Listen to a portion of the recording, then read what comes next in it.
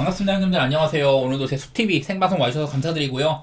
이따 유튜브로 오시게 된 분들도 구독이나 좋아요 한 번씩 눌러주시면 감사하겠습니다. 숲TV 보신 형님들은 추천이나 즐겨찾기 부탁 좀 드릴게요. 오늘은 사실 매치업상으로는 제가 방제해도 오늘 낫배드야. 괜찮아. 근데 이게 9경기 중에 7경기가 22시에 마감이 돼요. 그게 제일 좀 빡센 것 같습니다. 그거 말고는 나쁘진 않은데 뭐 거슬리네. 그런 날이고요. 자, 이제 오늘 거 한번 시작해 볼게요. 첫 경기 뉴욕 대 미러키 경기. 자, 일단 요즘에 뉴욕 닉스가 제가 매번 제일런 브런슨이 3점이 너무 안 좋기도 하고 팀 전반적으로 3점이 많이 위축돼 있다. 그리고 직전 경기 때 오클라호마한테는 아예 가비지로 패배를 당했습니다. 전반전부터 그냥 이미 뭐 20점 이상이 났었던 경기였었고 뉴욕다운 모습을 못 보여줬었어요. 그래서 요즘에 뉴욕 닉스는 이렇게 공격 면에서 특히 3점의 문제가 있는 점들, 최근에 5경기로 좁혀보면은 이 기간 동안 뉴욕이 1승 4패거든요. 물론 오클라호마 만나고 그 다음에 시카고한테 백투백으로 당하고 올랜도 원정에서 힘 못 쓰고 토론토는 잡았지만은 또 오클만하고 힘 못 쓰고 다소간의 일정이 조금 할 말은 있지만은 그래도 뉴욕이 썩 좋지 않은 거는 변함이 없습니다. 이렇게 수비적으로도 좀 안 좋게 찍히고 있어요. 뉴욕다운 색깔이 잘 안 나오고 있는 거 이런 게 보이는데 반대로 미러키는 지금 뉴욕이 이렇게 3점 수비가 되게 안 좋잖아요. 미러키의 요즘 장점은 그냥 3점입니다. 3점. 기본적으로 리머텍의 측면에서는 쿵보라는 그냥 치트키급 선수가 하나 있고 그리고 대신에 다른 애들의 3점도 괜찮거든요. 릴라드도 이제는 독감에서 회복한 모습이고 전반적으로 팀의 3점이 좋아. 근데 일단 이런 거. 자, 내일 쿤보는요. 제가 지난번에 쿤보가 올랜도 상대로 여태 매우 강했었다 이런 말씀을 드렸었는데 이제 뉴욕 닉스를 상대로 최근이거든요. 전부 다 득점 자체가 24점, 28점, 32점, 28, 35 이런 식으로 생각보다는 그렇게 막 좋지는 않은 것 같아. 야투율도 쿤보는 기본적으로 워낙에 이제 좀 림 근처에서 많이 쏘다 보니까 야투율이 전반적으로 좋은 편은 맞는데 다른 상대에 비해서는 그렇게 좋지는 않다는 거거든요. 뉴욕 닉스가 작년이랑 사실 전력이 크게 막 엄청 달라진 것도 없기도 하고 쿤보는 사실 제가 봤을 때 이 정도 활약이면은 약간은 뉴욕 상대로는 좋은 편까지는 아니다. 그렇게 보이는 것 같아요. 그리고 뭐 미러키가 직전 경기 올랜도전을 승리를 하긴 했는데 사실 이거는 좀 추격해서 얻은 거였었고 올랜도가 홈콜이 너무 빡셌거든요. 나는 그것보다도 사실 그 전에 좀 승기를 잡을 만하지 않나 싶었는데 홈콜이 솔직히 너무 빡셌어. 그래서 뭐 마행까지는 실패를 했었고 최근에 이제 그리고 미러키가 너무 10경기 동안 사실 6승 4패로 오락가락하고 이 기간 동안 뭐 릴라드나 쿤보가 못 나온 경기도 있었었고 그러긴 했는데 사실 요즘에 상대들이 좀 쉬운 편이었거든요. 일정이. 근데도 6승 4패밖에 못 거둔 거. 상대가 막 워싱턴, 시카고, 브루클린한테는 지고 시카고한테도 지고 인디애나 잡고 브루클린한테 지고 포트란한테도 지고 그 다음에 이제 토론토, 샌안토니오, 올랜도를 잡았는데 이길 때도 막 속 시원한 승리가 많지는 않았어요. 그나마 최근에는 릴라드나 콤보가 잘해주고 있어가지고 뭐 대승 거둔 적도 있는데 엄밀히 말하면 미러키의 일정도 조금 쉬웠었기 때문에 여기에 있는 지표들이 조금 거품이 있지 않나 그런 생각도 살짝 들긴 합니다. 뭐 저는 이 경기는 뭐 다른 거보다 요즘에 미러키의 기세는 그 10경기 기간 동안 좀 약팀을 만나긴 했지만 기세가 이렇거든요. 지금 미러키가 12경기 동안 리그에서 디펜시브 레이팅 2등, 수비가 잘 되고 있고 디펜시브 리바운드 상대한테 오펜을 잘 안 준다. 1등이고요. 상대의 이제 2점 세컨드 포인트 찬스, 오펜 리바를 내줘가지고 이후에 이제 좀 시도하는 공격들을 잘 막아내고 있다. 기본적으로 찬스도 많이 안 주고 페인트존 안쪽에서의 상대팀의 이런 점수들을 두 번째로 잘 통제를 하고 있다고 합니다. 그러니까 저는 이게 제일 중요하다고 보거든요. 아까 뉴욕 닉스는 지금 3점이 25% 수준으로 최근 5경기 동안 NBA에서도 3점이 가장 안 좋은 축에 있는데 그러면은 가급적이면 득점을 하려면 뭐 자유투를 얻는다든지 인사이드에서 많이 비벼야 되잖아요. 근데 미러키는 이거를 잘 통제를 하는 팀이다. 예, 그래서 난 이런 부분에서 그냥 미러키를 좀 마냥 좋게 보곤 있어. 뭐 여러 번 브룩 로페즈는 그냥 얘가 본인의 역할만 하면은 DPOY에도 거론이 된 선수고 쿵보가 이제는 외곽 지원보다는 로페즈를 도와주면서 인사이드 실점들을 막아내고 있다. 그런 부분들을 좀 조명을 했던 것 같아요. 그래서 이거는 물론 뉴욕 닉스 정도의 팀이면은 저는 되게 좋아하는 팀이고 리스펙하는 팀입니다. 근데 요즘 기세상으로는 뉴욕이 썩 좋지도 않고 뭐 미러키는 아까 봤던 내용들 그리고 상성상으로도 뉴욕이 요즘 3점이 너무 안 들어가가지고 그런 면에서는 미러키를 봐도 괜찮다고 생각이 되고요. 밀키 프렌에다가 저는 언더 생각 중입니다. 말한 대로 아무래도 좀 뉴욕도 사실 터질 땐 터지는데 요즘에는 이런 득점 생산력도 그렇고 야투도 그렇고 안 좋은 편에 속해요. 그런 거 바탕으로 저는 언더라든지 밀키 프렌 그렇게 보도록 하겠습니다. 다음 경기 댈러스 대 덴버 경기입니다. 다들 아시다시피 지금도 댈러스는 돈치치랑 어빙이 못 나오는 구간에 있어요. 내일도 딱히 뭐 나온다는 소식은 없어. 돈치치가 뭐 훈련을 재개를 했다 이러지만은 여전히 거동은 불편한 상황이고 경기는 뛸 수 없습니다. 반대로 덴버는 이제 요키치가 직전 경기 브루클린전에서 회복을 해가지고 38분이나 뛰었어요. 그런 거 보면은 요키치는 정상적으로 뛸 수 있는 상태이고 오늘은 이제 뭐 고든이 돌아올 수 있다든지 아니면 머레이가 퀘셔너블로 빠질 수가 있다 뭐 이런 소식들이 있는데 뭐 개인적으로 저는 머레이는 있고 없고가 서브룩으로 대체를 하면 된다고 보기는 봐요. 워낙에 이제 그동안 고든이 없는 동안 서브룩을 이제 주전으로 쓰면서 덴버가 워낙 좋기도 했었었고 머레이의 공백은 그냥 서브룩으로 채워진다고 보기는 합니다. 엄밀히 말하면 요즘에 덴버는 괜찮은 모양새에 있었어요. 요키치가 빠져서 그랬었지. 근데 이게 댈러스가 생각보다 작년에 제가 요즘에 돈치치랑 어비가 없는 댈러스가 공격에서 크게 물이 빠진다 이런 것들을 얘기했을 때는 얘네들이 돈치치 어빙이 없는 기간 동안 득점력이 많이 감소를 한다고 했었는데 요즘에 두 경기를 전부 잡았었죠. 그리고 이런 거 보면은 작년에는 돈치치랑 어빙이 없는 5경기 동안 93.6점에 그쳤거든요. 근데 올해는 돈치치랑 어빙이 동시에 결장한 6경기 동안 평균적으로 109.3점을 내고 있다. 이게 좀 보여. 여기에는 뭐 122점, 104점, 118, 117. 그러니까 처음에 돈치치랑 어빙이 빠지고 그 이제 클리퍼스전 그때 말고 이후에 세크라멘토 휴스턴전 두 경기 동안 100점, 99점 이랬거든요. 근데 그 이후로는 나름대로 좀 점수를 내주고는 있다. 그게 좀 보이더라고요. 그래서 어느 정도 좀 적응을 했던 모양새 그런 것도 생각이 나고 원래는 이게 얘가 사실 좋은 선수는 아니거든요. 제이든 하디가 팀에서도 아마 이제 거의 뭐 가비지 멤버로 뛴다든지 그런 식으로 뛰는데 요즘에는 그래도 벤치에서 나오고 있습니다. 최근 들어서 이제 한 7경기 동안 이 기간 동안 시간을 많이 받기도 하고 22분을 뛰고 있는데 야투율이 54%, 3점이 55%예요. 경기당 5개의 3점을 던지는데 거의 뭐 2.9개 이렇게 뽑고 있다고 하니까 하디 자체도 요즘에는 좀 성적이 괜찮은 편입니다.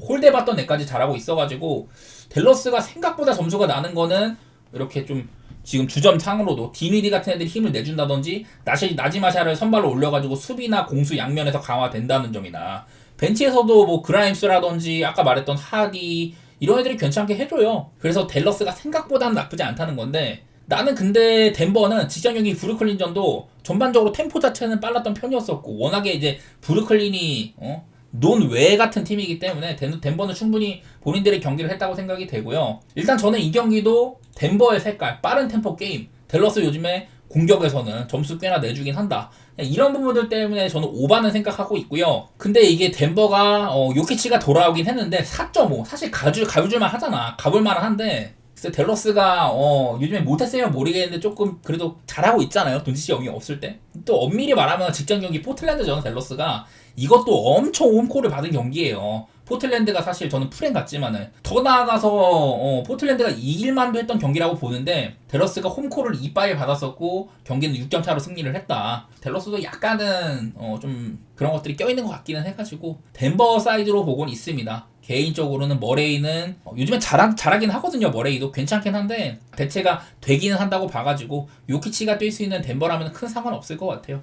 전 덴버 사이드로 보겠습니다. 다음 경기 시카고 대 세크라멘토 경기. 이거는 뭐 시카고는 제가 늘 말하지만 얘네들은 분석이 어려운 팀이에요. 3점 감에 따라 크게 좀 차이가 있는 팀이고 그냥 라빈 같은 애들 잘하고 있다. 뭐 이런 것만 얘기를 했었고 최근에 이제 시카고는 일단은 저는 오바가 생각보다 많이 없다. 이런 말씀을 드렸었는데 최근에 시카고가 14경기 중에 오바가 4번 뿐입니다. 언더가 생각보다 많다는 얘기를 했었는데요. 그전에도 막 워싱턴이랑 했을 때도 다른 팀에 비해서는 좀 쉬운 찬스들 전부 다 좀 외곽을 노린다든지 인사이드만 고집을 해가지고 미드레인지를 많이 안 던져가지고 그런 것 같다. 쉬운 찬스를 좀 공략 안 한다. 이런 얘기들을 했었는데 아무래도 시카고는 일단은 템포 자체는 엄청 빠른 팀이고 오락가락합니다. 근데 이거는 상대인 세크를 좀 얘기를 할 필요가 있는데요. 기본적으로 세크라멘토는 지금 마이크 브라운 경질을 한 다음에 7경기를 치렀잖아요. 자 일단 이런 거 그 세크라멘토는 6승 1패 마이크 브라운 경질한 다음에 6승 1패다. 그리고 더 크리스티 이 헤드코치가 대신해서 이제 지도를 한 이후에는 오펜시브 레이팅 5등 디펜시브 레이팅 5등 넷 레이팅 5등 이런 식으로 지금 세크라멘토는 NBA에서 5손가락 안에 드는 팀이라고 합니다. 이게 뭐 적은 경기도 아니고 7경기면은 심지어 이제 6연승도 아니고 그 레이커스한테 패배를 했던 그 경기가 껴있는데도 이 수치면은 세크라멘토가 뭔가 기대치에 올라와 있는 모습이거든요. 요즘에 나름대로 잘 되고 있다. 저는 세크라멘토가 이 감독이 주문을 한 게 최대한 자유도를 부여를 한다. 너희들의 재능을 마음껏 펼쳐라. 기회가 나면 쏴라. 이런 식으로 좀 주문을 했다고 했었었고 이 기간 동안 세크라멘토가 꽤나 잘하고 있는 모습입니다. 그리고 그 중심에는 이 사보니스가 있다고 봐요. 팍스는 오락가락하고 막 이러고 있었는데 그냥 대놓고 뭐 보면은 득점 자체는 그렇게 막 많지는 않은데 리바운드가 엄청나고요. 일단은 원래 지금 아마 사보니스가 리그 전체에서 리바운드 1위일 거예요. 오펜시브 리바운드도 경기당 이 기간에는 5개를 따주고 있는 편이고, 원래도 이제 좀 인사이드를 고집을 하기 때문에 야투 효율 같은 것들은 좋고, 3점도 보니까 이 기간 동안 60%로 넣었더라고요. 뭐 그런 부분들이 두드러진다. 어시스트 수치도 6.9개로 나쁘지 않습니다. 원래 사보니스는 이런 좀 컴플리트 센터니까. 이 사보니스의 폼도 그렇고 전반적으로 세크는 요즘에 괜찮아요. 그게 보이는데, 이 기간 동안 뭐 여러 가지 좀 2차 스탯 같은 것을 확인해보니까 그 세크라멘토의 페이스 자체는 그렇게 빠르진 않았거든요. 대신에 얘네들은 상대를 최대한 못 던지게 하면서도 본인들은 많이 쏜다. 오펜시브 리바운드 강팀이니까 뭐 그런 것도 있었었고, 최근에 세크라멘토는 그 6경기 동안 리그에서 야투 시도를 96.7회로 가장 많이 쐈습니다. 96.7회로 리그에서 야투를 가장 많이 쐈는데, 반대로 상대는 그 이제 슈팅 기회를 86회. 그러니까 상대보다 10번을 평균적으로 더 던진 거예요. 이 정도로 세크라멘토는 공격 기회 자체에서 불균형을 양산할 만큼 잘하고 있다. 뭐 그런 거거든요. 일단 서로가 뛸 거는 같아. 세크라멘토도 페이스는 그렇게 높게는 안 찍히는데 기본적으로 공격 기회는 엄청 많고 이런 팀이라 가지고 저는 일단 오바 같은 거 생각이 나고요. 요즘에 모양새를 생각을 한다면 내일 저는 팍스가 나오든 말든 그냥 세크라멘토 봅니다. 사실 얘네들도 저번에 마이애미랑 뭐 2차 연장 가가지고 겨우겨우 이긴다든지 그런 경기도 있지만은 저는 기본바 자체는 높다고 생각이 되거든요. 그래서 저는 세크라멘토 사이드에다가 오바 그렇게 보겠습니다. 저는 팍스는 개인적으로 이런 여러 이제 좀 슈퍼스타들이라고 해야 될까? 팀에서 어쨌든 세크에서 가장 중요한 선수 중에 하나잖아요, 팍스가. 근데 그런 이미지랑은 다르게 실제 경기에 미치는 영향력 자체는 그렇게까지 높은 것 같지 않아. 약간 그런 느낌입니다. 워싱턴 대 오클 경기 아시다시피 리그 뭐 최약체 중에 하나랑 최강팀 중에 하나가 붙습니다. 서부 1위, 동부 꼴찌 이런 팀들 간의 대결인데, 자 이거는 저번 맞대결을 조금 얘기를 해보고 싶어요. 그때도 그 오클라호마가 홈이었는데 워싱턴 상대로 15.5인가 받았거든요. 17.5였나? 하여튼 뭐 그랬었어. 기준점이 되게 높았는데 어쨌든 그때 마해는 했었습니다. 오클이. 그리고 그 경기는 18점차 승리를 했었고, 3점은 오클이 엄청 안 들어갔다고 해요. 26%밖에 안 들어갔는데 워싱턴은 37%면은 워싱턴의 기대치에 비해서는 높은 거야. 워싱턴은 시즌 3점이 33.3%, 오클은 35.1%인데 오클은 평균보다도 많이 좀 떨어졌고 워싱턴은 평균보다 많이 좀 상회를 했었단 말이에요. 그러는데도 이 경기가 18점 차로 오클이 이겼었다. 오클의 장점은 그 리그 최고의 이런 앞선 수비. 오클라호마는 이런 스틸 수치가 본인들의 턴오버보다도 더 많은 그런 모양새거든요. 되게 엽기적인 수치예요. 한마디로 상대팀의 이런 앞선 그 가드들, 핸들러들을 공략할 수 있는 그런 수비력을 가지고 있는 팀이고, 이런 것들이 잘 먹혔습니다.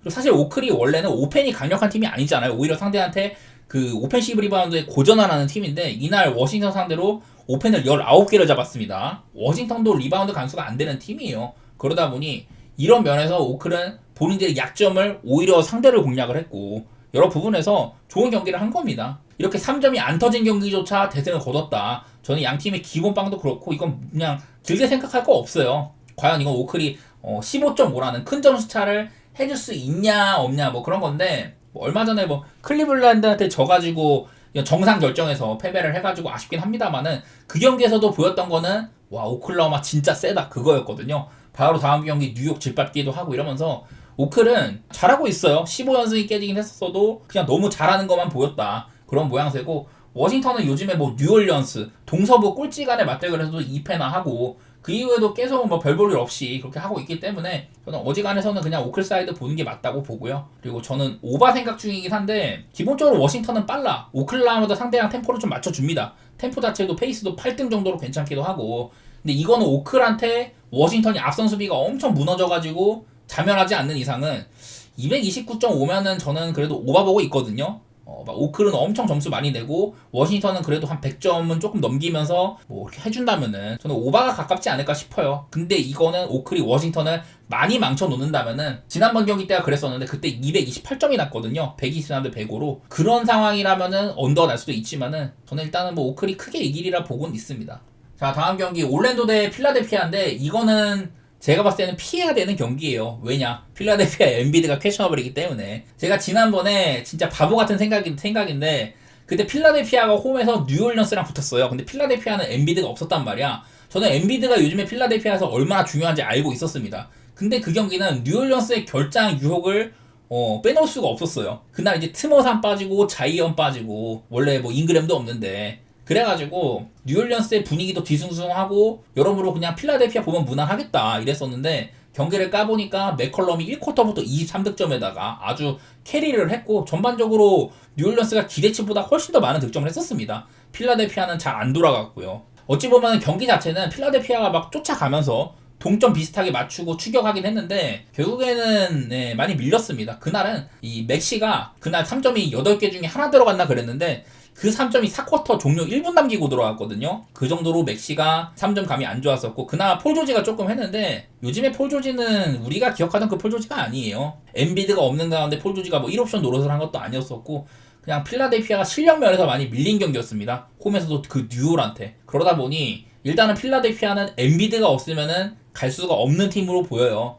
그리고 올랜도는 직전 경기 때 이제 미러키랑 할 때 물론 홈콜이 엄청나긴 했어. 제 관점에서는 야 이거 미러키가 지면 존나 억울하겠다 이런 생각이 들 정도로 홈콜이 심했다고 보는데 어쨌든 벤케로가 그날 26분을 뛰면서도 3점 8개 중에 5개 넣고요. 엄청 잘했습니다. 벤케로는 오자마자. 올랜도의 가장 큰 문제 올랜도는 여기 있는 거 상으로도 일단 득점이 많이 안 난다는 거. 수비는 그래도 괜찮아. 수비는 상대를 최대한 못 던지게 하면서 수비는 여전히 괜찮은데 문제는 공격이지만은 이거를 해결할 수 있는 벤케로. 저는 벤케로가 단순히 본인의 스텝뿐만 아니라 팀의 공격 같은 것들을 전반적으로 향상시킬 수 있는 선수라고 했잖아요. 상대한테 어그로를 끌어오면서 빈 공간에 좀 오픈 찬스를 만들어 준다든지 그런 식으로 팀을 업그레이드 시킬 수 있는 그런 유형이에요. 물론 뭐 완성형은 아니지만은. 그래서 저는 이 경기는 뭐 엔비드가 나올지 안 나올지 우리가 못 보잖아요. 이 경기 8시 경기여가지고 못 가는 경기거든요. 엔비드가 없으면 나는 올랜도를 보고 싶을 정도야. 그래서 일단은 저는 올랜도 사이드에다가 언더 보고 있는데요. 이거 언더 보는 거는 양 팀의 맞대결. 기본적으로 올랜도는 여기에 있는 것도 되게 언더 팀입니다. 최근 7경기 동안 평균적으로 200점대 극초반이죠. 공격 안 되고 수비 잘하고. 필라델피아 공격 별로 못하고요. 수비적으로도 요즘에는 이렇게 좋지가 못해요. 그래서 필라델피아가 약간 애매한데 무튼간에 얘네들은 맞대결 최근에 7번 중에 오늘 경기 뭐 기준점이 207이지만은 210점을 기준으로는 7경기 중에 5번이 언더였었다고 해요. 그래서 이거 역시 엔비드가 나오면 바뀔 수가 있습니다. 엔비드가 나오면 나는 오바도 볼만하다고 보거든요. 어쨌든 뭐 길게 얘기했는데 필라델피아에서 엔비드가 나오냐 마냐를 확정지을 수가 없기 때문에 그래가지고 저는 애매한 경기라고 보여요. 원래 207이면 되게 낮은 기준점인데 그래서 나도 이거 오바 볼까 했다가 생각보다 얘네들이 맞대결상으로 지금 안 그래도 필라델피아도 최대한 상대를 못 던지게 하는 거나 본인들이 야투 시도나 이런 게 되게 적어요. 그래서 좀 시도가 적을 것 같아 서로 간에. 난 그런 부분에서 그냥 점수가 맞대결도 그렇고 좀 언더로 가지 않을까 보는데 그냥 엔비드가 못 나오는지 나오는지 확정지을 수가 없어요. 이 경기도 보니까 뭐 따로 소식도 별로 없더만. 요즘에는 엔비드가 원래는 백투백만 빼줬는데 지금 아마 3경기째 결장이죠. 그러다 보니 확답할 수 있는 게 없고 애매한 경기입니다. 이 경기는 가급적이면은 생략하시는 게 좋을 것 같아요. 저는 뭐 올랭 사이드에다가 언더 보는데 생략하시는 게 좋습니다. 다음 클리블랜드 대 인디애나 경기. 자, 클리블랜드 요즘에 굉장히 잘하죠. 오클과의 정상 결전을 승리를 하면서 클리블랜드가 또 지금 연승 질주하고 있습니다. 지난번에 이제 마이애미한테 한번 깨졌는데 12연승 중이죠. 지금 12연승. 특히 이제 미첼이 막 오락가락 하지만은 갈란드가 진짜 올스타급 가드예요. 작년에는 얘가 뭐 턱 부상이나 이런 것 때문에 고전도 했었는데 올 시즌에는 굉장한 활약을 보여주고 있고 뭐 다른 애들도 말할 것도 없죠. 클리블랜드는 주전도 그렇고 벤치도 완성형이니까. 더구나 뭐 이렇게 스탯상으로도 최근에 6경기 전부 6연승인데 이 기간에도 공격은 완성형. 그나마 수비가 조금 아쉽긴 한데 그래도 3점 방어 같은 건 잘 되고 있다고 하고요. 요즘에 인디애나도 나름대로 잘합니다. 그 이제 터너가 오락가락 하지만은 토마스 바라이언트가 꽤나 메꾸고 있고 할리버튼도 사실 뭐 등부상을 달고는 있지만은 리딩적인 측면에서는 나쁘지가 않죠. 인디애나는 솔직히 올 시즌 초반에는 좀 오락가락 했는데 요즘에는 회복한 모양새예요. 그리고 네마드가 돌아오면서는 할리버튼도 좀 안정화된 측면도 있고. 근데 이게 인디애나가 최근에 7경기 동안 6승 1패거든요. 그 기간 동안 좋아가지고 가져는 왔는데 이 기간 동안 사실 상대들이 조금 삐리했었어. 물론 이제 볼스턴 잡은 건 잘했어요. 근데 그 다음에 미러키한테 졌었고 마이애미, 피닉스, 브루클린, 시카고, 골스 얘네들한테 5연승을 했는데 사실 내용상으로는 상대들이 좀 많이 글쎄 막 정상 상태가 아니라고 저는 보였었거든요. 상대팀들이 조금 하자가 있을 때 잡아먹은 게 있다. 그런 거는 보여가지고 뭐 클리블랜드가 요즘에 막 토론토 잡은 것도 좀 고전했었고 오클라호마랑 정상 격전을 이기고 댈러스 돈빙 없을 때 이기고 대신에 뭐 레이커스, 골스, 덴버, 유타 뭐 이런 애들 상대를 하면서 클리블랜드는 뭐 일정이 평이했다고 하지만 어쨌든 경기력에서 클리블랜드가 뭐 모자라거나 그런 건 별로 안 보였었거든요. 더구나 오늘 경기가 또 클리블랜드의 홈인데 클리블랜드 최근에 홈에서 15경기 중에 딱 1패밖에 없거든요. 그래서 14승, 최근 15경기 중 14승 중에서 마헨이 14번 중에 10번입니다. 14번 중에 10번. 마헨 성공률이 상당히 높은 팀이고 그 와중에 클리블랜드가 마헨에 실패를 했던 거는 그 이제 전부 다 핸디값이 엄청 컸었어요. 15.5, 뭐 14.5, 막 이런 경기들을 어지간하면 그냥 한 두 자릿수 득점으로 승리를 했단 말이야. 그래서 그냥 거기에서 걸린 거지. 두 자릿수 아니면은 올마인입니다. 클리블랜드는. 그래서 인디애나가 요즘에 뭐 못한 건 아닌데 저는 이거는 클리블랜드가 워낙에 세다. 그래가지고 저는 클리블랜드를 보는 거고, 저는 클리블사이드에다가 양 팀의 색깔을 생각한다면은 특히 이제 클리블랜드의 색깔이 본인들도 많이 내지만은 이 서로 만에 좀 주고받는 게 있어가지고 상대팀한테도 실점이 적은 편은 아니에요. 그냥 그런 거 생각해가지고 오바 보도록 하겠습니다. 하지만 인디애나의 득점력도 의심스럽고 239.5라는 기준점은 많이 높기는 하거든요. 그런 거는 생각해 주시면 좋을 것 같아요. 다음 경기 보스턴 대 뉴올리언스 경기. 자, 요즘에 보스턴이 좀 밋밋하다고 제가 적어놨는데요. 공격도 그래. 공격도 일단은 얘네들은 3점에 대한 의존도가 엄청 센 팀이잖아요. 그나마 요즘에는 뭐 3점 시도 같은 게 좀 줄기는 했는데 그래도 리그에서 가장 많은 3점을 던지는 팀입니다. 근데 이들 보면은 올 시즌 3점 성공률 자체가 11등 정도로 그냥 평범한 수준이에요. 작년에는 1등이었는데 평범하고 최근 경기들로만 봐도 8경기 동안 5승 3패인데 그냥 3점 성공률이 16등 정도입니다. 평범한 수준이에요. 그러다 보니 제가 저번에 보스턴 조명을 할 때는 좀 수비적으로 요즘에 괜찮다, 그런 것들을 짚어드렸었는데 그렇다고 한데 3점이 안 들어가면은 지난번 세크 같은 경기 나오는 겁니다. 그래서 보스턴 일단 승리를 하면은 3점이 얼마나 좀 잘 들어가냐, 그런 것들이 관건이고, 자, 뉴올리언스 내일 보면은 뭐 자이언이 그 지각도 잦았었고 필라델피아로 가는 비행기에 좀 이제 늦어가지고 구단 자체적으로 한 경기 징계를 내렸었는데요. 어쨌든 오늘은 돌아온다고 합니다. 무튼 내부리 분위기 좋지는 않아. 대신에 이제 트레이 머피 상태가 돌아옵니다. 자이언이 돌아오기 전에 트머삼이 팀의 1옵션급을 활약해주고 있었다. 야투 감 같은 것들도 괜찮고 경기당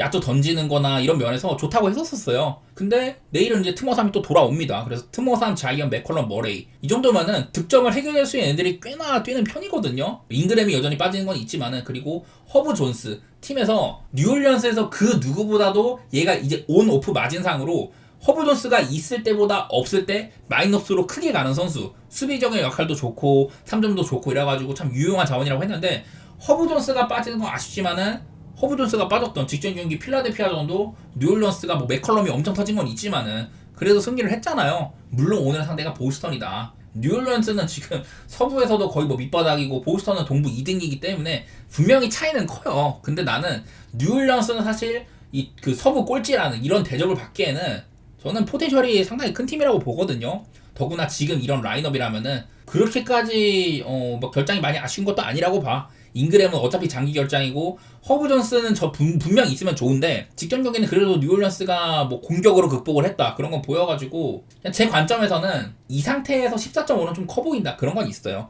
이거는 그 뉴올리언스가 생각보다 조금 하기도 하지만은 지금 보스턴의 상태로는 14.5는 약간 과해 보이지 않나, 저는 그런 생각이 약간은 있거든요. 저는 뉴올 프레에다가 오바 쪽으로 보고 있는데, 오바 보는 거는 보스턴 색깔보다는 뉴올 색깔을 좀 본 거예요. 뉴올리언스는 이렇게 좀 득점원들이 많이 빠져도 직전 경기처럼 123득점을 할 수 있는, 사실 그날 전체적으로 봤을 때는 맥컬럼이 엄청 많은 득점을 하긴 했어. 1쿼터 때만 23점을 넣고 그랬는데 따지고 보면 그날 3점은 그 40개 중에 18개 들어갔거든요. 그러니까 막 엄청 막 천에 그런 수치도 아니라는 거야. 어떻게 보면은 그냥 좀 적당히 잘 넣은 편, 그 정도였는데도 123점이나 냈다. 그리고 더구나 자이언 같은 애가 있으면은 얘는 뭐 보스턴이 아마 포르징기스라든지 알 호포드, 다른 애들 루크 코넷이나 뭐 그런 애들 쓴다고 하더라도 사실 인사이드 득점을 막기가 좀 통제하기가 어렵기는 해요.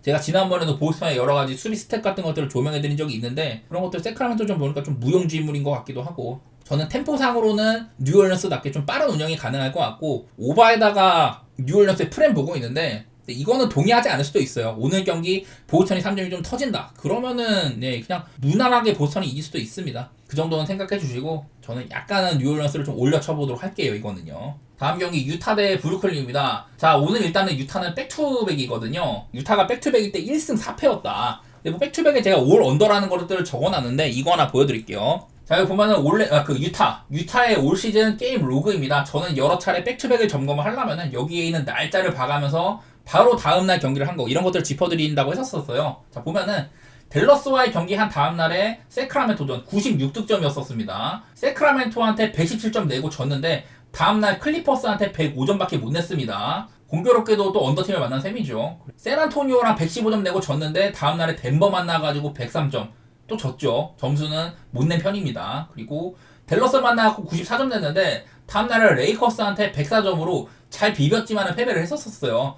점수가 안 났다는 거고 또 한번 마이애미 상대로 100대 136 엄청 원정에서도 잘했는데 그 다음날에 올랜도 만나가지고 105대 92 또 한 번 승리를 했었습니다. 백투백에서. 이런 식으로 유타는 전반적으로 올 시즌 백투백일 때마다 점수가 되게 안 난 게 보입니다. 가장 많이 낸 게 한 105점 뭐 그렇게 보이네 얼추. 이런 식으로 유타는 백투백일 때는 생각보다 점수가 안 나는 거 그런 게 보이는 것 같고요. 더구나 어제 경기 제가 피닉스 경기 분석을 할 때는 지금 유타가 일단은 뭐 어제 그 클락슨이라든지 키온테 조지, 존 콜린스 얘네들은 유타에서 그 팀 내 득점 1, 2, 3, 4, 5등 중에 아마 3, 4, 5등이라고 했었던 것 같아요. 그런 애들이 빠진다는 거였었고 그리고 조니 주장이나 센사보 같이 외곽 같은 데서 역할이 있는 애들이 빠졌다는 것들 그런 부분에서 유타가 득점을 많이 못 낼 거다 이런 식으로 분석을 했는데 경기 자체도 언더였었습니다. 어제도 유타는 보니까 뭐 경기 끝까지 악수 타임 없이 막 끝까지 하고 그러긴 하던데 어쨌든 점수 자체는 많이 못 냈었어요. 피닉스한테. 그리고 지금 브루클린 캠 토마스, 캠 존슨, 디안드로 러셀이 다 없습니다. 안 그래도 뭐 슈로더라든지 DFS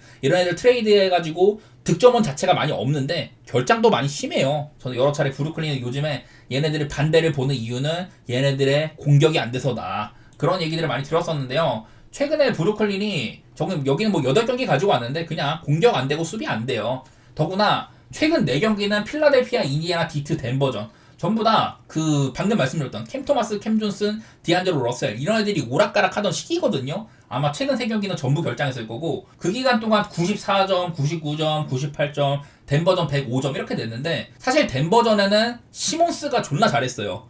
시몬스가 지금도 등 부상 때문에 허리 부상인가 그것 때문에 경기당 20분대 초반만 뛰고 있습니다. 내일 뛴다고 하더라도 시몬스는 길게는 안 뛸 것 같아요. 이런 상황인데 그러니까 브루클린은 시몬스까지 없으면은 이 공격을 뭔가 좀 리딩을 책임져줄 선수가 별로 없습니다. 데이런 샤프 같은 오펜시브 리바운드 통해가지고 좀 2차적인 기회를 생산을 한다든지 아니면 라페스 같이 그런 거 아니면은 그냥 외곽슛 쏘는 거 말고는 공격이 뭔가 짜임새 있게 진행되지가 못해요. 그런 것들이 보이고 물론 이제 유타가 앞선 수비가 리그 꼴찌 수준입니다. 정말 앞선 수비를 못해요. 스틸 숫자 같은 것도 꼴찌고 키온테 조지나 섹스턴 수비가 전부 안 되는 애들이란 말이야. 그래갖고 유타가 뭐 브루클린의 이런 앞선 공격의 진행들을 좀 방해할 만한 그런 게 없는 거는 맞는데 저는 지금 상태의 브루클린은 유타가 백투백을 치르고 왔어도 이길 것 같거든요. 나는 그래도 유타는 엄청 탱킹팀 냄새는 안 난다고 생각을 해. 물론 얘네 별로 못하긴 하는데 생각보다 그래도 좀 싸우는 편이라고 생각은 돼요. 그리고 브루클린의 색깔 일단 얘네 공격 안 되고 템포 자체는 생각보다 막 느리진 않아. 페이스 상으로는 그래도 그냥 중위권 정도 되고 이러는데 공격의 짜임새가 너무 없습니다. 내일 브루클린이 3점 같은 게 막 터지는 게 아니라면은 저는 어지간해서는 그냥 유타 사이드를 보고 싶고요.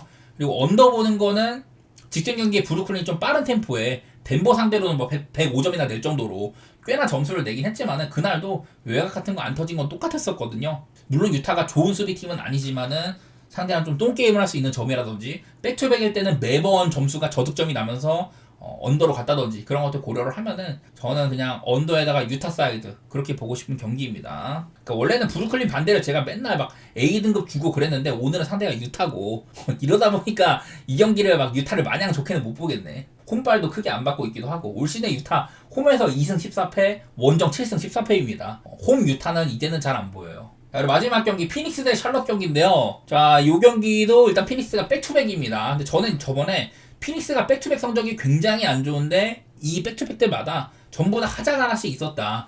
듀란트가 못 나오든 부커가 못 나오든 그런 경기들이 많이 있었다고 했었어요. 사실 요즘에 피닉스는 내일 뭐 딱히 결장이 크게 없습니다. 이제 그 너키치는 거의 뭐 아예 로테이션 아웃된 급이고 라이언넌을 올리고 브래들리 빌을 벤치로 쓴다든지 이러고 있는데 사실 브래들리 빌의 벤치 행이 오락가락해요. 첫 경기 때 벤치로 보냈더니 잘했어. 근데 두 번째 경기 때 못하고 바로 또 직전 경기 또 잘했었죠. 이러다 보니까 피닉스가 약간 벤치가 그 브래들리 빌의 벤치행이 뭔가 팀적으로 플러스다. 이렇게까지 확답짓기는 어렵거든요. 그 경기가 바로 지난번 샬럿전이었습니다. 이때가 브래들리 빌이 벤치로 간 두 번째 경기였었는데 이날 피닉스가 졌어요. 그리고 기록상으로는 이날 그 부커가 간만에 터졌습니다. 거의 뭐 40점 가까이 하고 이랬었는데 다른 애들이 너무 못 받쳐줬거든요. 요즘에 뭐 그레이슨 알렌도 괜찮고 한데 이날은 뭐 대단한 활약은 아니었었고 브래들리 빌도 벤치에서 그냥 10득점 정도 별로 못했다는 거예요. 부커는 서졌지만 팀의 3점이 24.2% 너무 안 들어갔고 반대로 이제 이날은 샬럿이 에너지가 참 충만했었는데 기본적으로 라멜로가 32득점을 했습니다. 대신에 브랜드 밀러 같은 애들이 못 도와주고 이랬지만은 이날 이제 그 샬럿의 힘은 오펜시브 리바운드였거든요. 오펜시브 리바운드를 20개를 건졌습니다. 20개. 팀 리바운드도 그렇고 그리고 뭐 스틸이나 이런 것들도 허세 수치가 되게 좋았단 말이야. 근데 야투가 너무 안 좋아가지고 점수가 안 난 거였었거든요. 그래서 이날 샬럿이 98회에 공격 시도를 했다. 이거는 20개의 오펜시브 리바운드가 바탕이 된 거였었고 피닉스는 샬럿에 비해서 좀 많이 적었었죠. 그나마 턴오버 같은 게 적고 이래가지고 공격 기회는 살린 셈인데 무튼간에 샬럿은 오펜시브 리바운드가 많았었고 피닉스보다도 자유투를 훨씬 더 많이 던졌습니다. 기본적으로 공격의 기회 차이가 샬럿이 많았다. 그것은 팀 에너지 기반으로 샬럿이 많은 오펜시브 리바운드를 가져간 거. 그런 것들이 바탕이었단 말이에요. 이런 부분들은 저는 메꿔지지 않는다고 생각을 해요. 내일 경기도 아마도 피닉스는 에너지는 많이 밀릴 것 같고 샬럿의 오펜시브 리바운드 같은 것들을 좀 통제하기가 어려울 가능성이 있다. 그렇게 보고는 있거든요. 그래서 저는 지난번 경기 때 둘 다 피닉스는 뭐 부커가 사실 잘했던 날이고 라멜로도 어느 정도 했는데 기복이 있어 이거는. 서로 주 득점원들이 비교적 터진 경기지만은 다른 애들이 못 받쳐준 거 3점이 안 터진 거 이런 날이었었는데 제 생각에는 223이면요 지난번에 218점이 났는데 나는 기회 대비 너무 안 들어갔다고 생각을 해가지고 저는 일단 오바 보고 있어요. 지난번보다는 좀 더 기회를 조금이나마 더 살린다면 괜찮을 거다. 근데 뭐 샬럿도 얘네들 벤치 구한 형편없긴 하거든요. 오펜시브 리바운드 하나밖에 없어. 그러긴 한데 에너지 같은 부분들은 피닉스가 메꿀 수가 없다고 봐요. 샬럿이 앞서 있다고 보이고 저는 이 경기도 한번 샬럿의 프렘 보고 싶습니다. 그러려면 또 라멜로가 어느 정도는 해줘야 되고 지난번보다는 좀 터줘야 되고 피닉스도 3점 같은 게 좀 안 터줘야 되고 뭐 이런 조건들이 붙기는 붙는데 뭐 그런 걸 생각하시는 분들은 오바가 조금 더 편할 수도 있어요. 저는 개인적으로 샬럿의 프렌에다가 오바 피닉스가 백투백이었다는 점 뭐 여러가지 핑계는 있습니다. 브래들리 빌이 없었다 부커가 없었다 듀란트가 없었다 그래가지고 백투백 기록이 안 좋은 거다 이런 핑계는 있지만은 그래도 유타전에서 꽤나 에너지를 소모했던 거 그거는 부정할 수 없기 때문에 저는 뭐 샬럿의 프렌이라든지 오바 그런 쪽으로 보도록 하겠습니다.